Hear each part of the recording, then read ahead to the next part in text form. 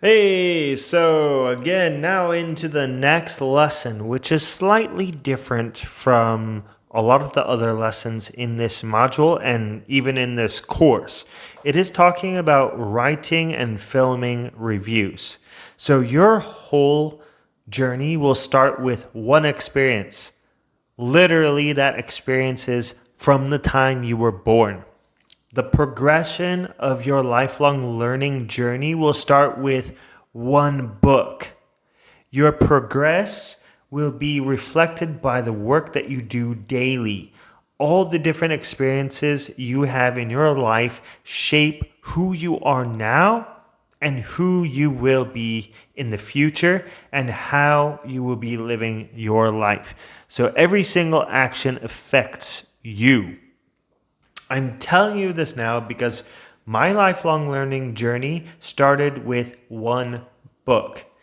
Many things that had happened in my life have shaped me into who I am today. But before I had read the book called Second Chance by Robert Kiyosaki, my life was completely different. That was the first nonfiction book I had ever read. I had never read a nonfiction previous to that, at least not one that I chose to read. Maybe in high school they assigned some books to me, but I wasn't really into it. And I'm sure most of you have probably experienced that same type of thing. Second Chance was the first nonfiction book I had chosen to read. It's such a great feeling, such a great feeling. Like, if you have experienced that, which I'm mostly sure that you have experienced it since you're taking this course, how did it feel when you read that nonfiction book? That first nonfiction book that you chose, the one that you were willing to read, not forced by a teacher or the school or your parents, but the one that you really wanted to read. How did it make you feel? I'm sure great, right? So picking up that nonfiction book was a pivotal moment in my life. It's what shifted my life from a life of mediocrity to a life of striving forward towards my big goal. From that point on, I would never stop reading and growing. From that time that I read that Second Chance in 2015, I kept on reading. I kept on reading and reading and reading and reading and growing and taking action. It's been such a great journey. And I hope that you can also make that part of yours, especially since you're taking this course. No doubt you will. Many things in your life probably have had the same effect. But it was reading that book that truly set me on the path that I am on right now.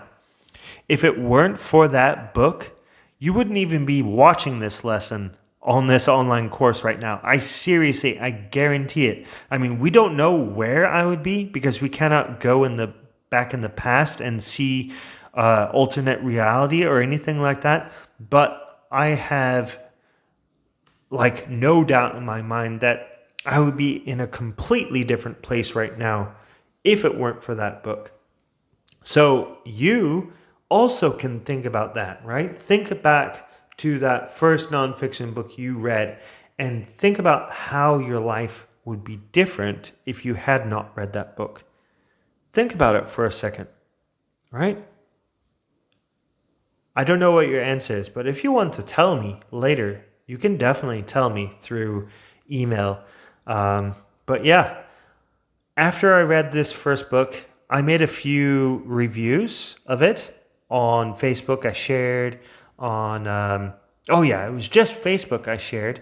And this was before I even had a website or Instagram or YouTube or Twitter, right? Doing this really helped me to remember what I had read in the book. The whole purpose of this lesson is to help you understand how reviewing the books you read will help you remember more of the book, as well as help others along the way. So I know it was a pretty long introduction to this lesson, but I feel like that's a very important message to get across, and how nostalgic it is to remember back to the very first book you read. And so now let's start talking about the reviewing process and how that actually helps you to remember books. My personal reason for sharing a book review in the first place was because I felt like I wanted to share what I learned with other people. I wanted to share what had totally changed my life for the better. At that moment, I wanted to help other people realize that reading nonfiction books can really kickstart your life in a great direction.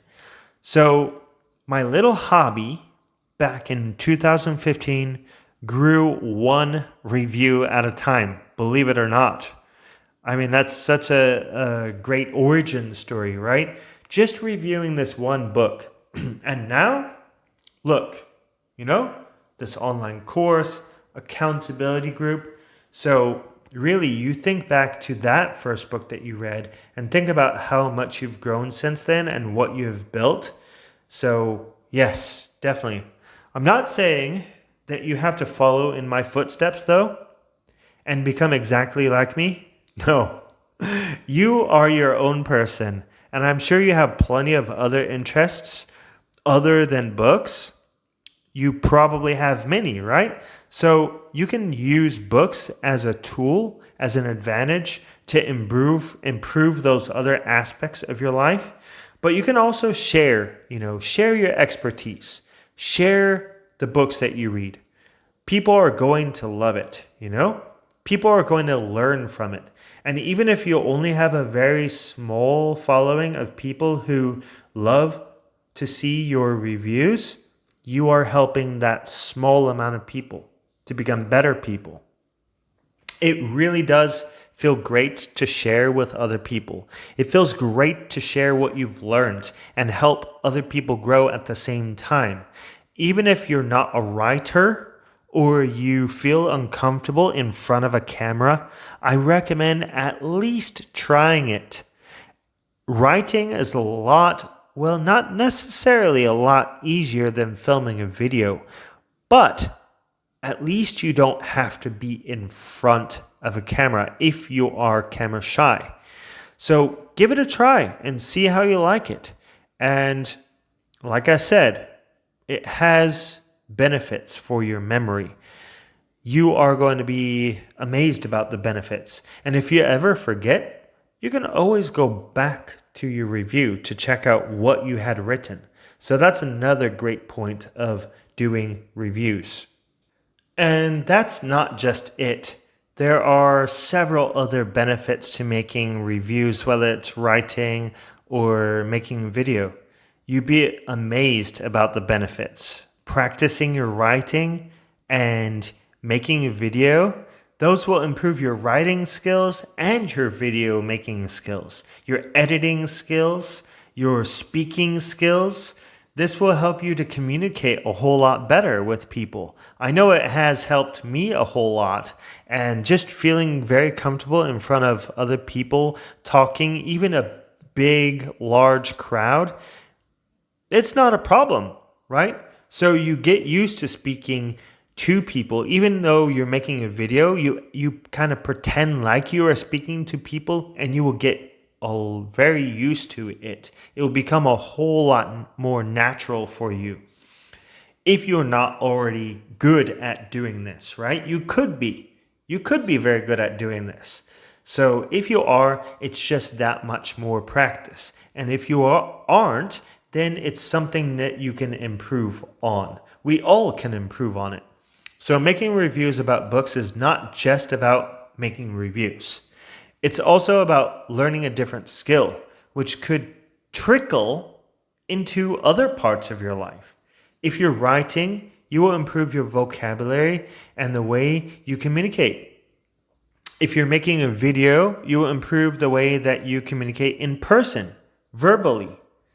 Your way of speaking will improve, and your confidence will get better.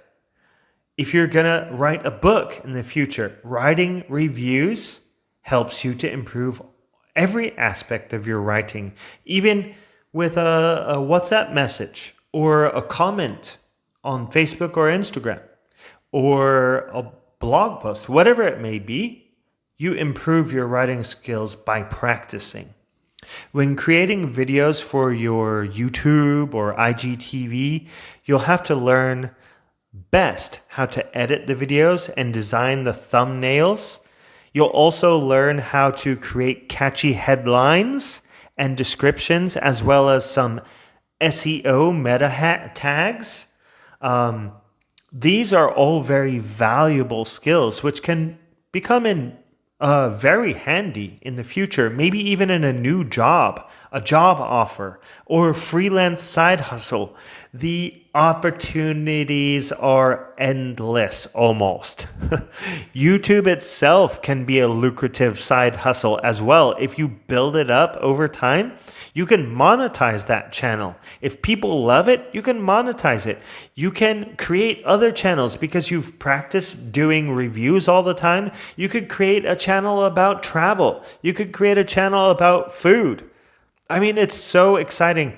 These skills will trickle over to other parts of your life, and you can take advantage of that. So not only are you learning to remember what you read a lot better, you are also improving many other skills of your life. And as you can tell, I'm so excited about this. So I hope you follow through with this lesson and actually start doing reviews on YouTube, IGTV, blogs, Facebook, whatever it may be. And if you're not into filming videos, like I said before, writing has just as many benefits, especially if you create a blog about it. Just like with YouTube, you'll learn all about optimizing your blog with the latest SEO techniques.